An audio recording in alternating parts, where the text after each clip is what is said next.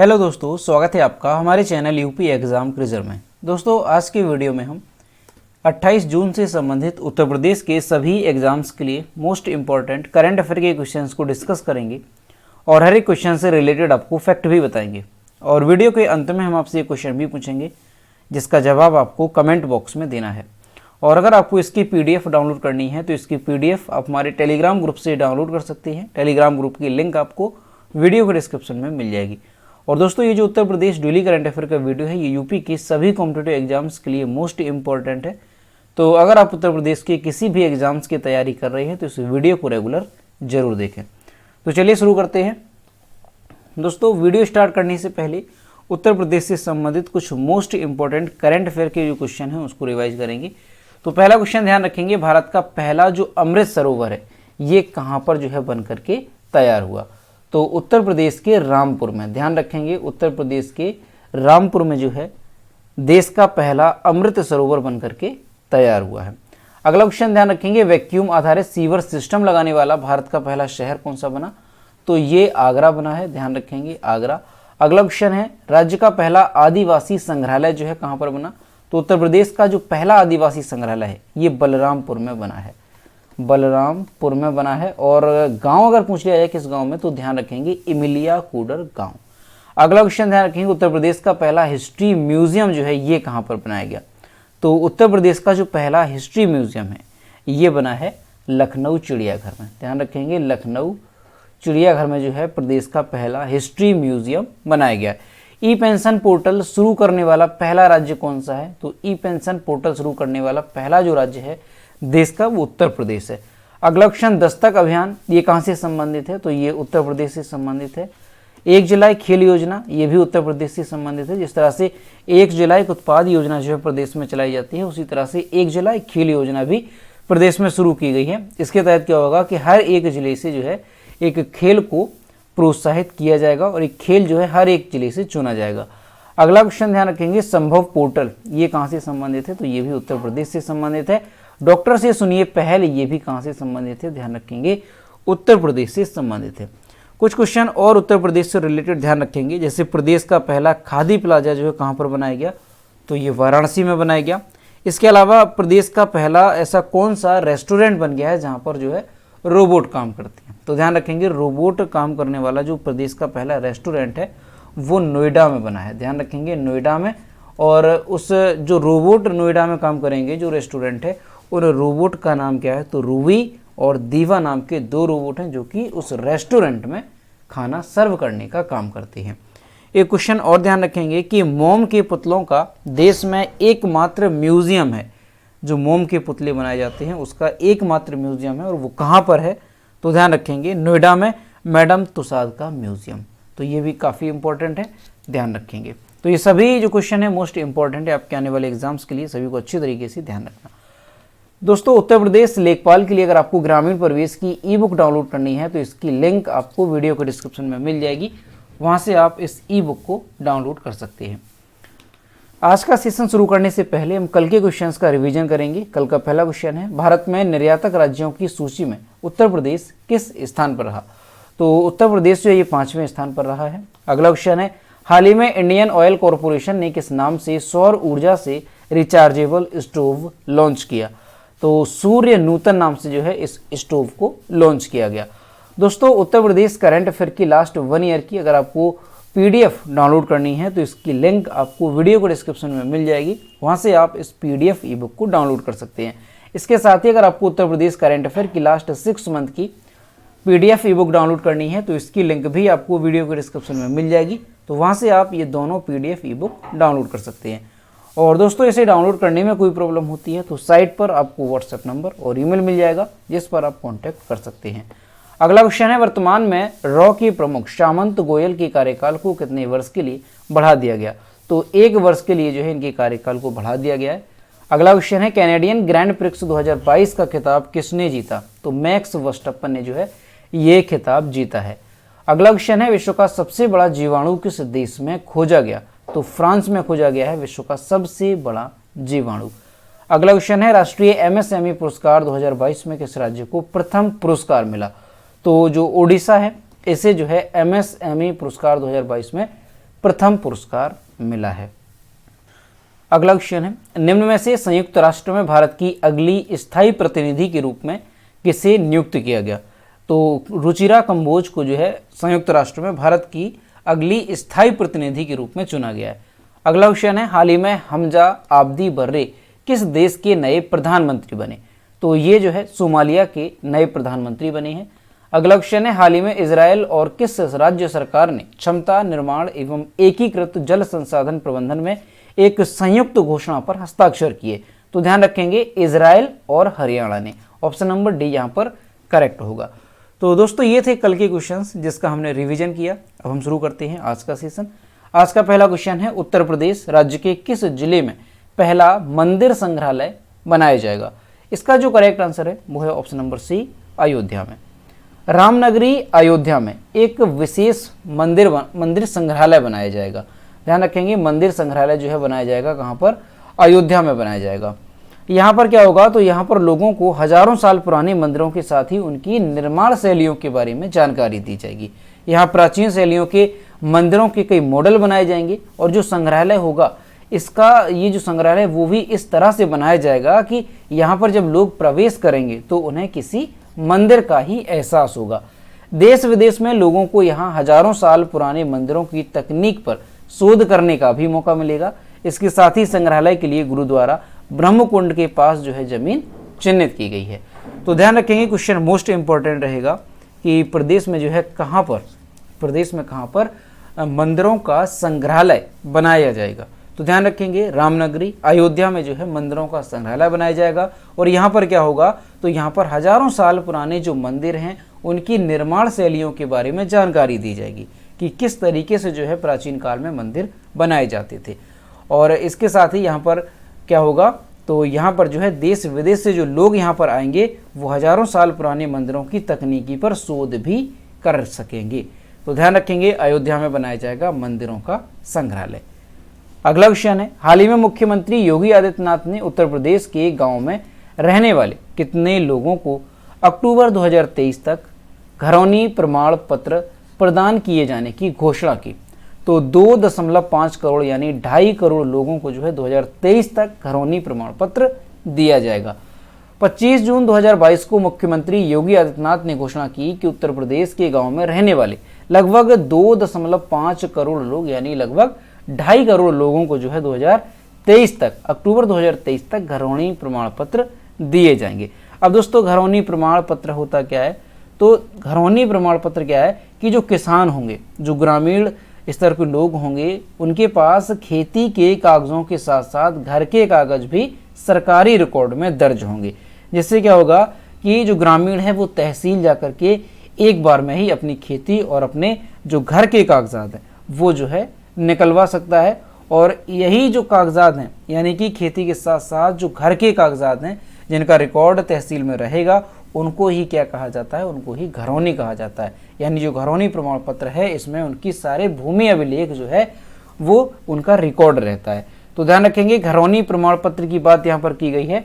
तो उत्तर प्रदेश में 2.5 करोड़ लोगों को जो है अक्टूबर 2023 तक घरौनी प्रमाण पत्र प्रदान किए जाएंगे। एक बात यहाँ पर और ध्यान रखेंगे कि जो घरौनी प्रमाण पत्र हैं ये किस योजना के तहत जो है प्रदान किए जाएंगे?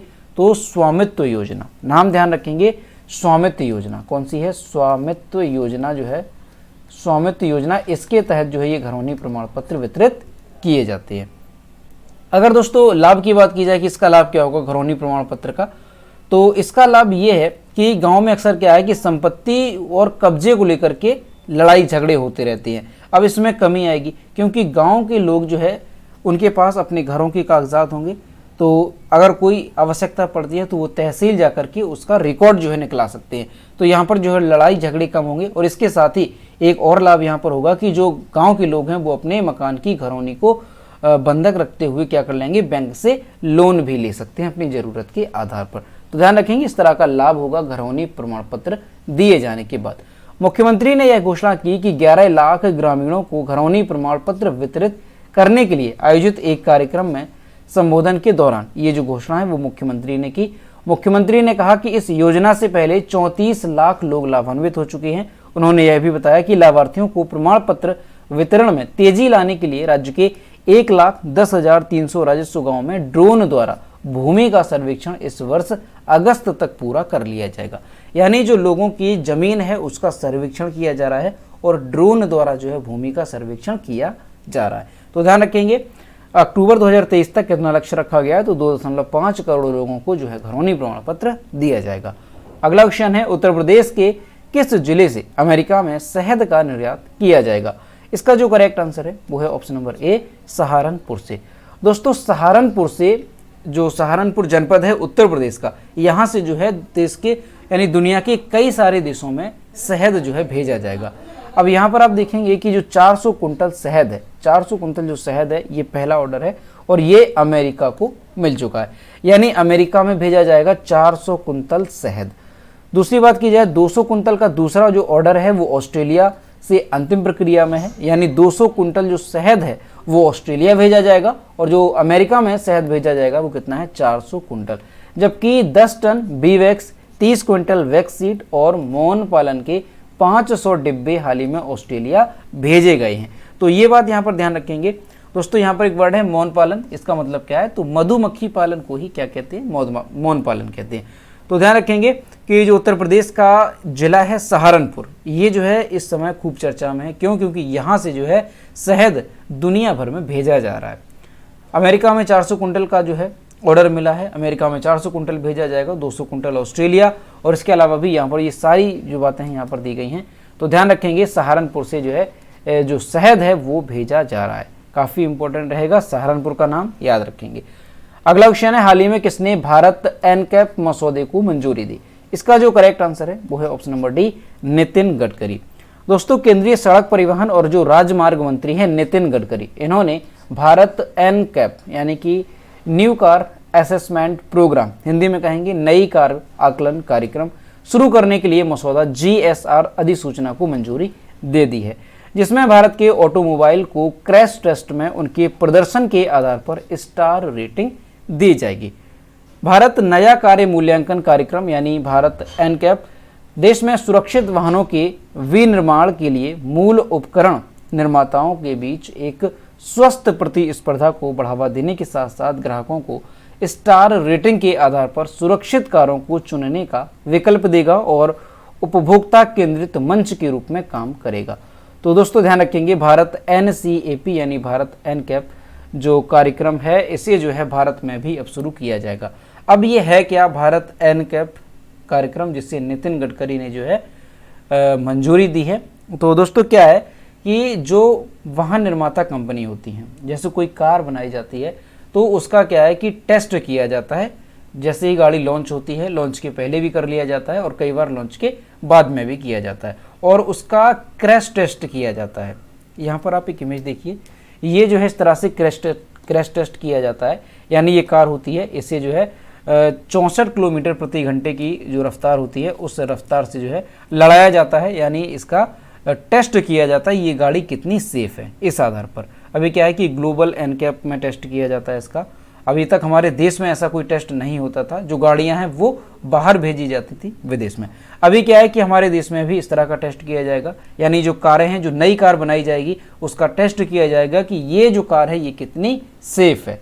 इसी आधार पर इसे रेटिंग दी जाएगी। दोस्तों वर्तमान में जैसे आपने सुना होगा कि जो नेक्सॉन कार इंडिया में आती है वो 5 स्टार रेटिंग कार है। इसके अलावा XUV जो 300 कार आती है वो भी कैसी है, 5 स्टार रेटिंग कार है। और अभी जो है XUV जो 700 कार आई है वो भी 5 स्टार कार है। यानी इसका मतलब ये है कि जो ये कारें हैं, नेक्सॉन हो गई, XUV 300, XUV 700, ये क्या है, ये सेफ गाड़ियां मानी जाती हैं क्योंकि इन्हें जो है क्रैश टेस्ट में 5 स्टार रेटिंग मिली है। वहीं अगर नीचे की बात की जाए, जैसे और सारी गाड़ियां हैं, जैसे ऑल्टो हो जाती है, इसके अलावा जो वैगनार हो जाती है, और भी गाड़ी कई सारी गाड़ियां हैं, अर्टिगा है, तो इन्हें जो है 1 या 2 स्टार रेटिंग मिली है। तो इस तरह से इनके कंपैरिजन में अगर देखा जाए, जो ये गाड़ियां ये जो है बेहतर गाड़ियां होती हैं क्योंकि इसकी जो बिल्ड क्वालिटी है वो ज़्यादा अच्छी होती है, मजबूत होती है। तो इसी तरह का जो टेस्ट है वो हमारे देश में किया जाएगा, यानी जो भी नई गाड़ी बनाई जाएगी तो उसका टेस्ट किया जाएगा कि ये गाड़ी कितनी सेफ है लोगों के लिए। तो इससे क्या लाभ होगा, तो इससे ये लाभ होगा कि जो लोग हैं उन्हें जो है गाड़ी लेने में आसानी होगी और वो भी ये जान सकेंगे कि कौन सी गाड़ी जो है कितनी सेफ है। तो ध्यान रखेंगे भारत एनकैप कार आकलन कार्यक्रम जो है न्यू कार असेसमेंट प्रोग्राम शुरू करने के लिए जो है केंद्रीय सड़क परिवहन और राजमार्ग मंत्री नितिन गडकरी ने घोषणा की है। अगला क्वेश्चन है, निम्न में से किस खिलाड़ी ने 26 जून 2022 को T20 इंटरनेशनल क्रिकेट में विकेट लेने वाले पहले भारतीय कप्तान बनकर इतिहास रच दिया? तो इसका जो करेक्ट आंसर है वो है option number B, Hardik Pandya. और यहाँ पर आप इनकी इमेज देख सकते हैं। हार्दिक पांड्या ने 26 जून 2020 को T20 इंटरनेशनल क्रिकेट में विकेट लेने वाले पहले भारतीय कप्तान बनकर इतिहास रच दिया। यह उपलब्धि हार्दिक पांड्या ने आयरलैंड के खिलाफ पहले T20 इंटरनेशनल मैच के दौरान हासिल की। भारत के लिए हार्दिक पांड्या ने तीनों ही फॉर्मेट खेले हैं। भारत के लिए उन्होंने 60 T20 मैचों में 44 विकेट और 670 रन बनाए हैं। वहीं उन्होंने 63 वनडे मैचों में भी 57 विकेट और 1286 रन बनाए हैं। उन्होंने 11 टेस्ट मैचों में 17 विकेट और 532 रन बनाए हैं।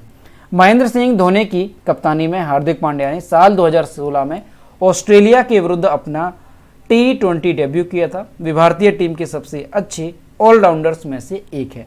तो दोस्तों ये क्वेश्चन भी मोस्ट इंपॉर्टेंट रहेगा। ध्यान रखेंगे कि T20 इंटरनेशनल क्रिकेट में विकेट लेने वाले पहले भारतीय कप्तान कौन बन गए हैं, यानी कप्तान रहते हुए जो है T20 इंटरनेशनल क्रिकेट में विकेट किसने लिया है? तो हार्दिक पांड्या ने जो है T20 इंटरनेशनल क्रिकेट में विकेट लिया है कप्तान के तौर पर, और ऐसा करने वाले ये पहले जो है भारतीय कप्तान बन गए हैं। तो इसलिए इनका नाम काफी इंपॉर्टेंट है।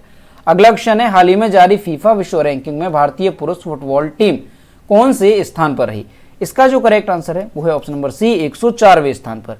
भारतीय पुरुष फुटबॉल टीम को एशियाई कप क्वालिफिकेशन में प्रभावशाली प्रदर्शन का फायदा हाल ही में जारी ताजा फीफा विश्व रैंकिंग में मिला है, जिसमें वह 2 पायदान के फायदे से 104वें स्थान पर पहुंच गई।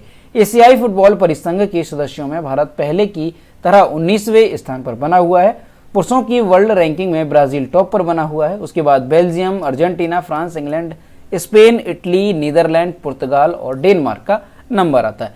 तो ध्यान रखेंगे कि भारतीय पुरुष फुटबॉल जो टीम है वो एशियाई कप क्वालिफिकेशन में किस नंबर पर पहुंची है? तो ध्यान रखेंगे फीफा विश्व रैंकिंग की यहाँ पर बात की गई है, इसमें ये 104वें स्थान पर पहुंच गई है।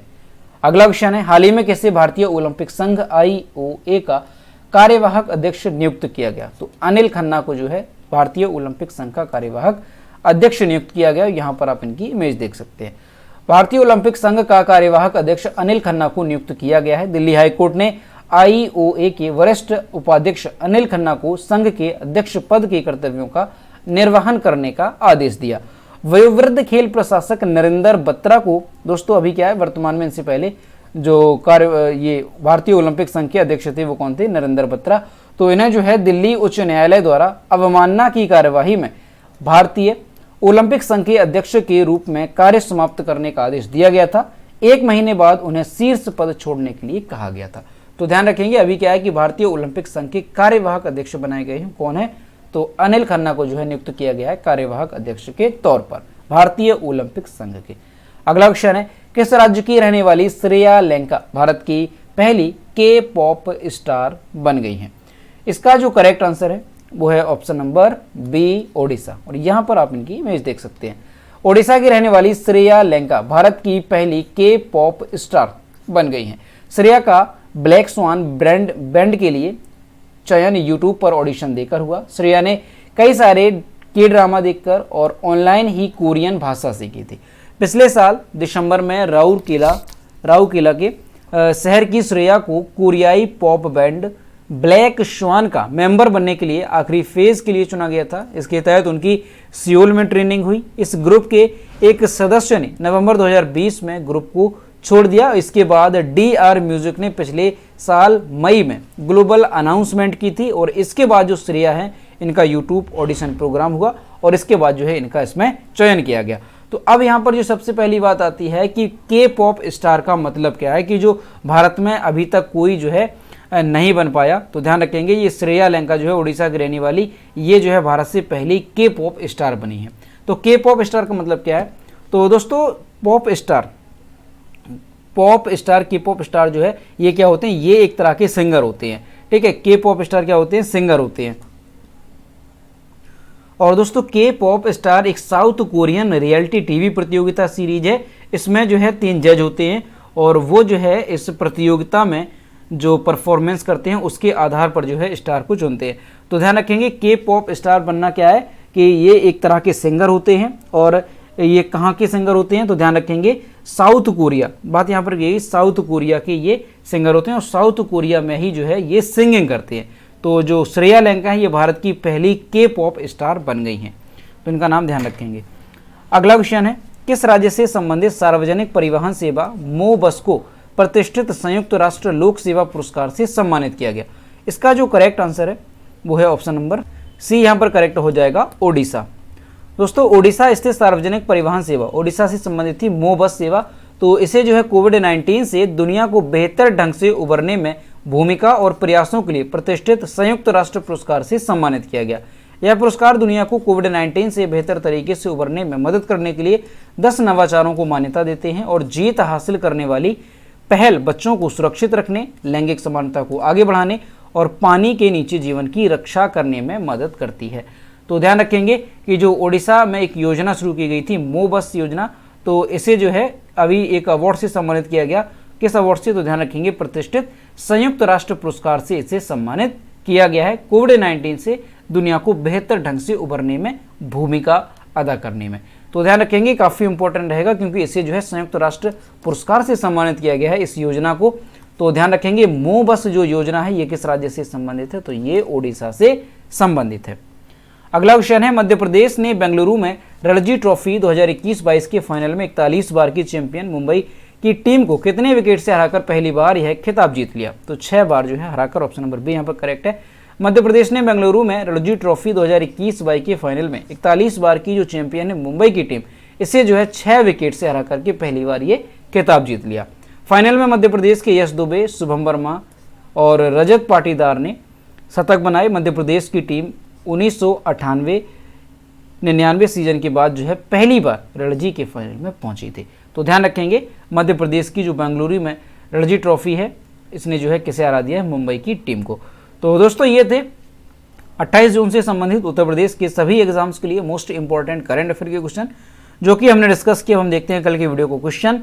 तो ये है कल की वीडियो को क्वेश्चन कि नीति आयोग के नए सीईओ कौन बने? इसका करेक्ट आंसर था option number C, Parameswaran Iyer, और लगभग सभी स्टूडेंट्स ने इसके सही जवाब किए। तो ये रहा आज का क्वेश्चन। हाल ही में भारतीय केंद्रीय वाणिज्य और उद्योग मंत्री पीयूष गोयल ने किस देश में मैंगो फेस्टिवल का उद्घाटन किया? इसका आंसर जो है आप लोगों को कमेंट बॉक्स में बताना है। तो दोस्तों अगर आपको आज का वीडियो पसंद आया है तो वीडियो को लाइक करें, अपने दोस्तों के साथ शेयर करें, और अगर अभी तक हमारे चैनल पर नए हैं तो चैनल को सब्सक्राइब करना ना भूलें। तो मिलते हैं नेक्स्ट वीडियो में। Thank you.